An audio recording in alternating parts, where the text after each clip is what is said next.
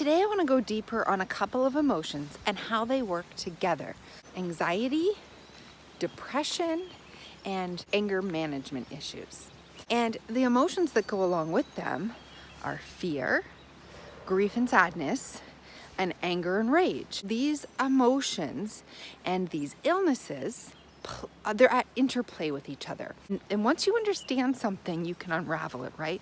Before you truly understand it, you're in reactive mode. You're working on subconscious patterning. You are unable to really clearly identify why this is happening, why you feel this way, and how they're all connected. So let's get into it. If you drew a triangle, I call this the trifecta of mental illness and the trifecta of emotions. You're gonna have grief, and you're gonna have fear, and at the top, you are going to have anger. We have anxiety, depression, and things like anger, bipolar and aggression diseases where we see anger, explosive disorder, things of this nature. So let's just talk about all these emotions. We know that they're negative emotions. We know that they're negative states. They're low vibrations. And again, you can go back and watch some of my other videos specifically. I have a video specifically on anger, a video specifically on fear, and a video specifically on grief. And then hopelessness and helplessness, which is also a lower form of grief. And when people are diagnosed with mental illness, they're usually diagnosed with a collection of symptoms that best describes the mental illness or mental disorder. But let's just go back, let's zoom way back, let's take mental illness out of it, and let's look at the raw emotions of these things. Because this is what your body's doing. Your body doesn't know labels, your body doesn't know diagnosis. What it does know is emotional states, negative emotional states, and they're not truly negative because they come with a message. They're actually positive in a way. All emotions come with a lesson. All emotions are there for a reason. So it's not as though they're negative, but they're unpleasant, undesirable. So these strong, unpleasant sensations and emotions in the body, that's what we're going to call them, like deep sadness and grief, anger, frustration, fear, anxiety, restlessness, agitation. So all of these states are linked. The nervous system, above all else, strives to protect us, strives to keep us safe. And if you haven't seen my video on this, please go ahead and watch this because this is the foundational work. So your nervous system is always scanning, it's always looking around, and it's always trying to keep you safe. So why would these negative states, why would these unpleasant emotions that take over our body be helpful to us? Why would they be one of our survival mechanisms for keeping us safe? So when we are sad, we have grief. When we're helpless and hopeless and in despair, right? All of these are different forms of this emotion of depression, of sadness, of grief. When we're feeling this way, how does this protect us? Our body is sent in to protect us. It does two things. It keeps us from opening our heart that wide again, trusting, loving, opening, and then being tricked, hurt, have a sense of loss, abandonment. This is what they're trying to protect you against. But the second most important thing is that being sad, vulnerable, in despair, helpless, hopeless also draws people to you. It draws connection to you. So that is a survival mechanism so that you won't be abandoned. People come to you. They want to connect with you. They care for you. They try to soothe you, connect. They open up to you. They help you. You get help. You get taken care of. You're not consciously doing this. You're not looking for pity. You're not looking for a pity party. I'm not saying that you're doing this.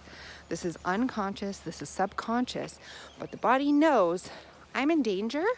I am feeling this way, and in order to be taken care of, in order to get help, the more grief-stricken I am, the more helpless and despondent and in despair I am, the more somebody will recognize and reach out and help me and save me, which is what, ultimately people with depression, and especially when we get into the deep, deep depression, suicidal ideation, is really what it's all about, right? People are looking for connection, love, acceptance, and help. So your body knows this, and not only is it protecting you from ever getting hurt in this way again, but it's also drawing people toward you. So grief is one of the lowest emotions of all of them. Depression is the lowest emotion because we can slide all the way down into helplessness, hopelessness, and this is where suicide takes place. And if this is you, please go watch my video on suicide. But let's just take a moment here to take this in. Okay. There's always grief, sadness, despair, helplessness, hopelessness, all the emotions that we just discussed, depression, underneath anger. But a lot of times people use anger. Why would your body use anger? As a coping strategy to keep you safe, as a biological ingrained mechanism to keep you safe. Why anger, right?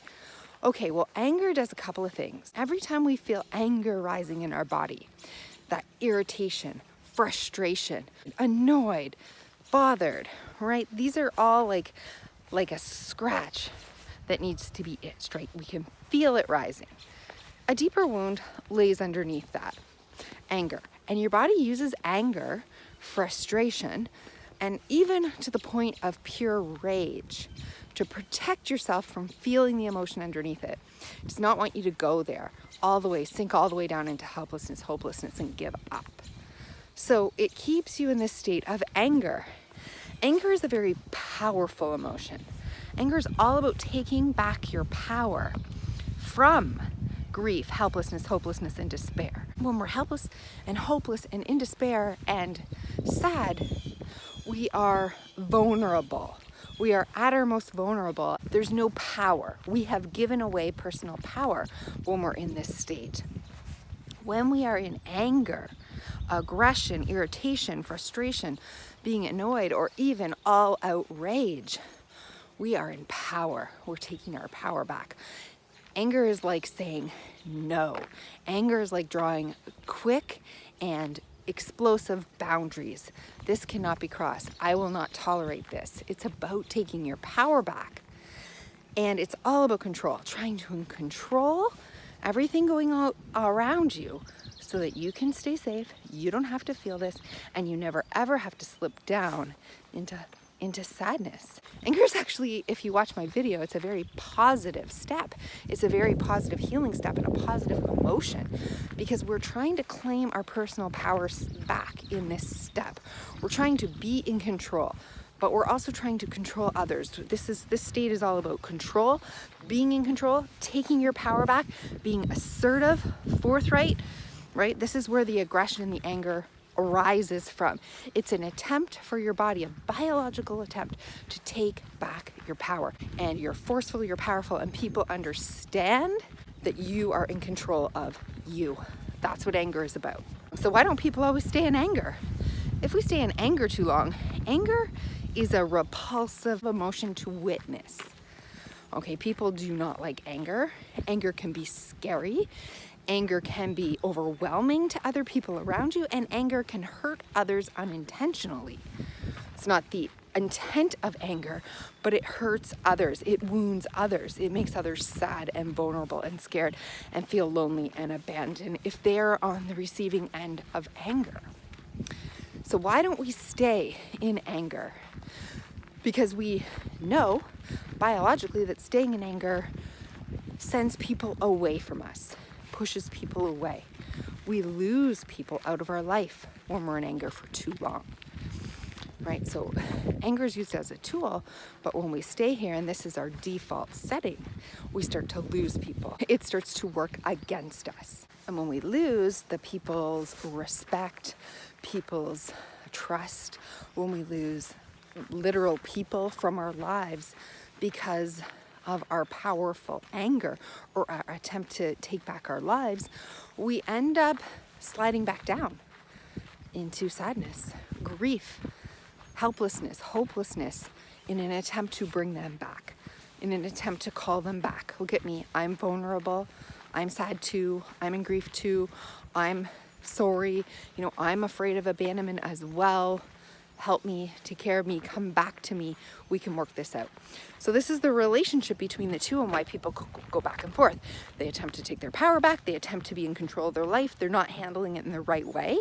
It's the wrong tool, but anger in the past has worked for them in some way, a quick surge. They felt powerful, they felt like they drew boundaries and they felt like it worked out for them, so now they default to anger, but it doesn't work out for them anymore. It starts to turn against them. They lose people, things, themselves, self-respect, respect from others. This is not what they want. This is not what anyone wants. So we slide back into a state of sadness, loneliness, despair, right? And that calls people back. So we have the relationship back and forth. We're trying to get out of this here. We're trying to climb back up and claim our personal power. And then we have too much power. It pushes people away. So we fall back into here. So I want you to really understand the relationship and how this works and why you're leaning towards one side or the other.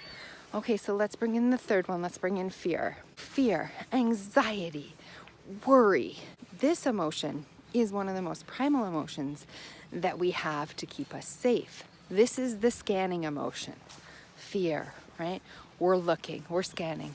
Am I in danger? It's a very biological, it's very ingrained, and it's very quick. It's usually the first one that rises, fear, right? Anger and sadness are reactions to emotional states. Fear is usually the first biological function that goes off. I'm scared. I'm scared of danger. I'm scared of something in the environment. I'm scared of this relationship. I'm scared of getting hurt. I'm scared of being abandoned. I'm scared of being alone. I'm scared of dying. I'm scared of losing my power. I'm scared of too much power. I'm afraid. I'm frightened. So the state of fear usually is accompanied by a lot of worry, what if thinking, future catastrophizing. The biological sense of fear is that you are always on guard. You're always on guard. Everything's always a perceived threat, and you're always ready. You're ready for the fight. You're ready to freeze. You're ready to run. You're not sure what to do. But when we get into a real freeze response, when we get into like this withdrawal state, like we're helpless, like we can't do anything, right? We can't respond. We're overwhelmed to the point of complete helplessness, where we're in freeze. We're in panic. We literally can't decide. We don't know what to do. This is when fear starts to ruin our lives. The state of panic attacks, agoraphobia, phobias, all kinds of anxiety disorders. Usually if we are solid in our life, we feel like we have power, we feel like we have enough self-esteem and we have enough practice and enough confidence in our ability to take care of ourselves, to survive without relying on others, then we're usually not susceptible to anxiety conditions. Everyone feels anxiety, but anxiety conditions. It's when we feel vulnerable, we feel like we might not be okay, like we need others, we need the reliance of others, we need soothing from others, we need connection, we feel like we can't do it on our own. We haven't had enough practice to be responsible, to take care of yourself and to realize your capabilities. Then we can develop anxiety conditions and anxiety disorders. And why would somebody go to fear? It's a primal survival mechanism to keep us safe. Now, it also induces a feeling of helplessness. This state draws people to us as well. It doesn't really push people away like anger because fear isn't directed at another person. It's not as repulsive as an emotion for others to witness. So usually anxiety disorders don't push people away. They draw people to, and they're safer than falling into complete sadness, grief, and hopelessness. This helpless feeling really draws people to us in the fact that we need help. And this is where codependency lives. We start to rely on our parents or our significant others or, really good friends in our life to keep us safe, to help us, to be there, to worry with us, to watch us worry. So this can become a really bad cycle and a really bad pattern, and it can also ruin relationships. Your fear antenna is there to stop you in your tracks immediately and to decide in a split second whether you need to run, fight, or freeze. So it is deciding for you. Do you want to go into anger, aggression, rage, fighting, right? Or are you going to slide down into freeze and helplessness and hopelessness and stand still and give away all your power and just hope that that animal thinks you're dead or does not want to bother with you and goes away? Or do you want to run? Do you basically need to run and as far and as fast as you can?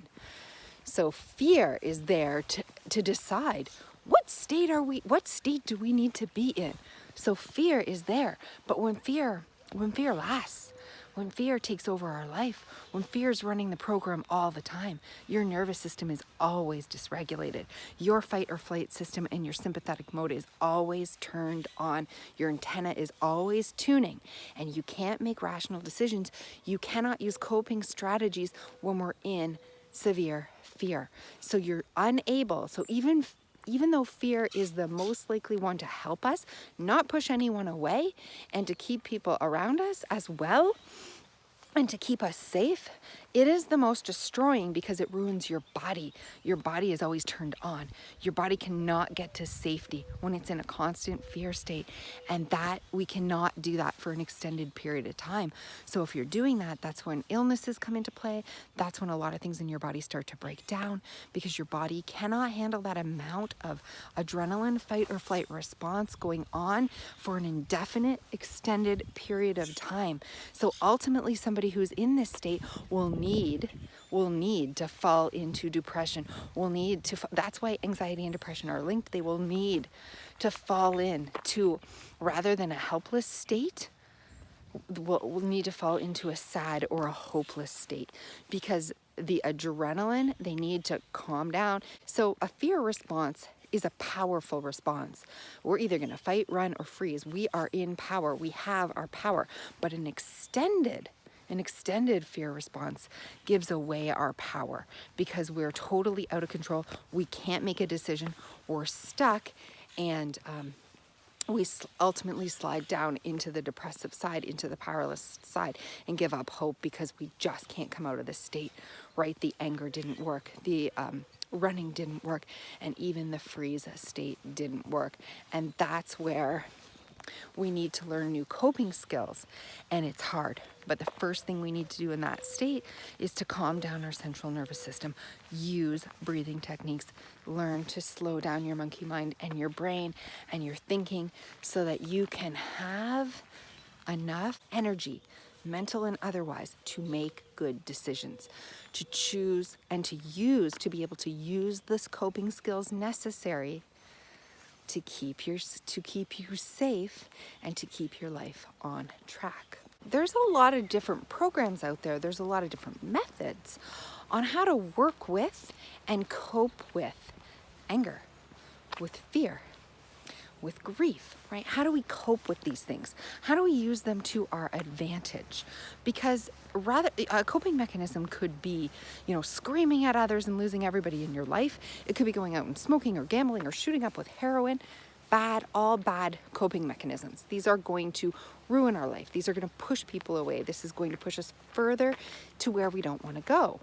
Then there's also coping mechanisms where we are obsessed with eating a healthy diet, working out, maybe doing yoga or breathing, meditation. So again, coping skills, but these are healthy coping skills. These are healthy coping skills that are getting people to change in a better way. Right? So if you had to pick between which coping skills that you would want somebody to do, we always want them to do the healthy coping skills. So that's why it's important to learn all these skills. It's important to manage and to cope with and use these strategies to combat this. And these are super helpful.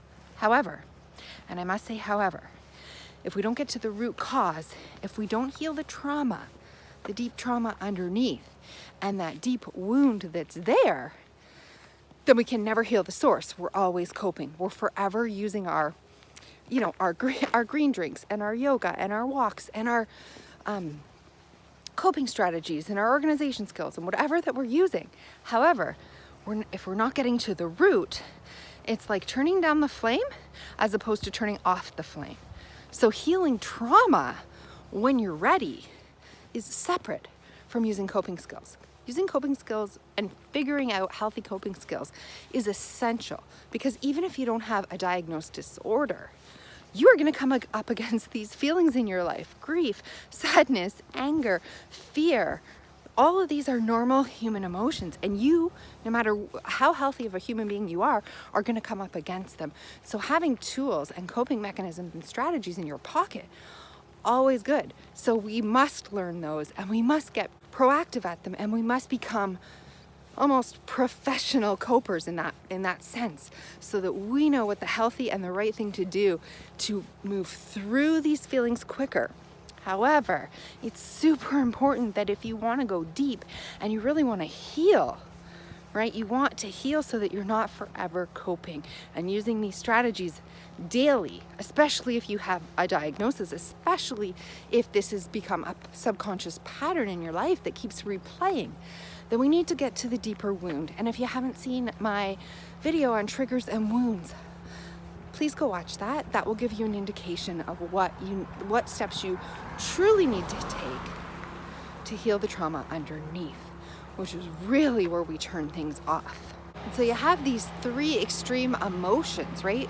Fear, helplessness, grief, which is hopelessness, and anger, rage. You can see the triangle. You can see how your body bounces back and forth through these particular three emotions as a way to help you, as a way to help you survive, right? When we are in grief and we are in complete hopelessness, we want anger. We desperately need anger, because anger comes with a sense of taking back your power, being powerful, forceful, certain, fighting for your life, right? Getting that fight back. You don't want to give up. So when you are sliding down grief into hopelessness, anger is so good.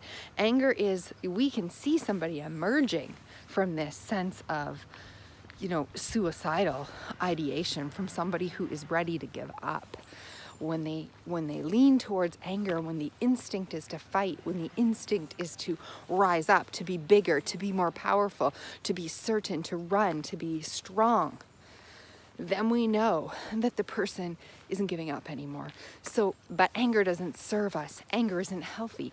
Anger is even though we can see that this biological emotion makes sense and it's actually helping us to survive at a biological level, it's not helping our life. We start to lose people. People turn against us. It's a repulsive emotion to witness. It doesn't serve us. It doesn't serve us. Yet we can use it. We use it, people use it. And when you recognize anger, you know you're ready to take back your personal power, but you haven't found the right way yet. And we need to take back our power in a different way. So that's where coping strategies come in. That's where healthy tools and healthy strategies to cope with anger come in, so that we are now using healthy ways and healthy tools to take back our power. So you see how they're connected here. Fear, again, is a state of complete helplessness at its worst. When we are, totally in fear, you have a massive phobia, or you're a complete agoraphobic and you're afraid to leave your house, right? This is fear. This is helplessness. This is a state of complete and utter helplessness. Please save me. I am not confident in my own abilities. I do not think I'm going to be okay. When we realize what that's saying, we need to work on building our self-esteem, building our own confidence, building our own abilities, in trust in ourselves, learning to listen to your intuitive voice, to hear what it's saying, and to be able to trust yourself, to take care of yourself. Evaluate whether this is truly life-threatening or not, whether we need to be afraid of this or not. Rather than relying on somebody else to help us or save us, we need to come in and learn the tools to save ourselves, to help ourselves, to build confidence in ourselves, to build our self-esteem, and to learn how to trust our own body, trust our own abilities and our own mind. And similarly with grief, grief shows us that we've loved, we have trusted, we've opened, we have given it all we can. And we've either lost, we've fallen, we have been brokenhearted, we've lost people from our lives, or we've lost trust in ourselves after we've usually opened and given it all, tried. Grief is usually the end state of, I don't know what to do anymore. I'm not good enough. I must not be lovable. I must somehow be broken. I don't know how to solve this. I don't know how to feel better. Grief usually comes with a real sense of loss of power. We feel powerless, right? This hopeless feeling, despair. And we really, at this point, need self-love and self-acceptance. We need to love ourselves. We need to go in and do the inner healing work and love that child, love that part of you that is vulnerable and has been hurt, has lost deeply, has failed terribly. To love that part of you that feels shame and guilt and embarrassed and like they're not good enough, and to start loving yourself so much that you realize that what you're looking for is for your own self-love and approval at its core. Grief is the toughest emotion because grief is where we've tried, where we've opened, and where things have fallen apart. So we have really, people who are heartbroken and grief-stricken and hopeless usually are the type of people who were the happiest, were the most optimistic, were the most loving, were the most fulfilled, and had the biggest dreams. And they got shattered. When these things get shattered, you feel broken, not strong enough. And so it really takes going through a personal transformation of self-love and acceptance to build yourself back up to the point that you're willing to risk it again. You're willing to take back your power. You're willing to open. You're willing to love. You're willing to try and fail. You're willing to go through it again, knowing that failure and heartbreak and ultimately even death is inevitable. Grief and hopelessness at its core is just an envelopment of self-protection, of being closed, shut down, feeling like you must protect yourself at all costs. You don't want to let anyone in. You don't want to get hurt again that badly. These are all survival mechanisms, emotions. So a lot of times people are going to come up against life circumstances that put us in either severe fear, severe grief, or severe anger and rage. And based on our past traumas, based on our past history, based on our own lives and our patterns and what's worked for us in the past, remember your brain is always monitoring, scanning, and watching what serves this person best. So you will lean towards depression, you will lean towards anxiety, or you will lean towards rage. And sometimes when we get diagnosed with bipolar, it's because you bounce back and forth, because a lot of the different things work for you. You go back and forth and people are confused. They're like, is this person angry or is this person sad? I don't get it. But it makes sense, right? These are not mental illnesses. These are a collection of symptoms. These are a collection of emotions that people don't know how to cope with, that people don't know how to understand, and really coming from a core wound and a core trauma underneath that needs to be healed. So every time you bump up against a trigger in life, every time something makes you feel the way that you felt when you had the original trauma or wound, you're going to get scared, or you're going to get angry, or you're going to feel sad, right? And this is natural. This is normal. This is your body. This is your body and brain's attempt to keep you safe, to help you survive in the world, but it's not serving you. So look, there's a lot of people out there that do physical healing. They focus on the detox, they focus on the diet, they focus on the environment and the lifestyle, which are all super important. And then there's other healers who focus on the spiritual, right? The emotional, going deep, healing those wounds. We need to remember that we are all one. When we're talking about mind-body healing, it's that we need to do the physical, we need to do the environmental, we need to do the inner, we need to know that we are all connected, we are all one. We need to support our bodies on all the levels. Once we understand this, once we really get it, and we know that our body's just trying to help us, now we can learn better ways. Now we can learn better tools to help ourselves and serve ourselves so that we can move forward to the life that we truly do want. So when we're looking at all three of these emotions, we have to first remember that they're normal human emotions.